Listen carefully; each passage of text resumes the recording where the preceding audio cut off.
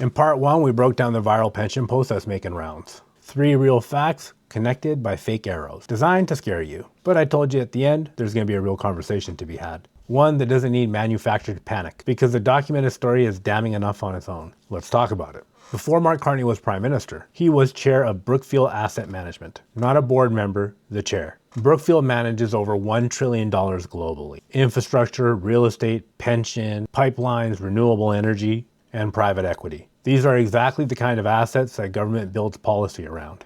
Privatize, fund, regulate. He spent 4 years there, built their entire ESG and energy transition investment strategy, helped raise billions for global funds. Then he became the Prime Minister of Canada. When he took office, he didn't sell his Brookfield holdings. He placed them in a blind trust. Now, a blind trust sounds clean. The idea is you hand your assets over to an independent manager. You see them, so therefore you can't make decisions about them. But here's the problem. He knows what he put in. And any policy that benefits Brookfield benefits his trust. Even without looking, Canada's own ethics commissioner said, on record, Carney's future compensation is tied directly to Brookfield's success. Brookfield's own COO appeared before the House Ethics Committee and was asked directly, if Carney had sold his assets instead of placing them in a trust, would there be no conflict to manage? His answer, and this is documented, was, that's probably a correct statement. So the remedy that everyone agreed that would work wasn't even taken. Here's where it gets sharper. While Carney was still at Brookfield, still earning, he was also serving as an economic advisor to the Liberal Party. During the same period, Brookfield quietly solicited the government for $10 billion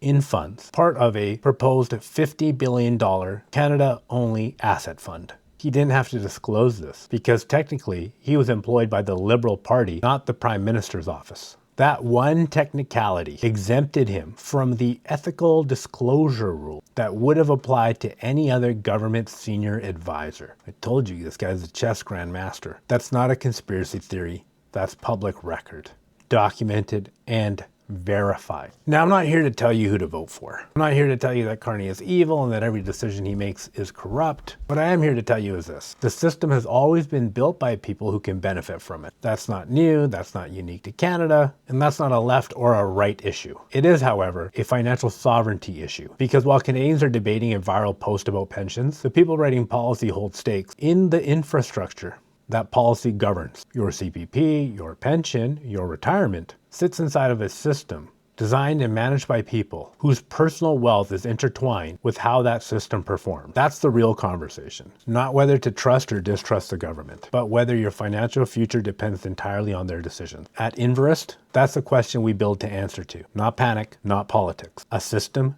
your system. One that earns while you sleep. One that doesn't require a politician's integrity to survive. In part 3, I'm going to show you what the system looks like and how Canadian families are building it right now. Follow this channel because it's coming.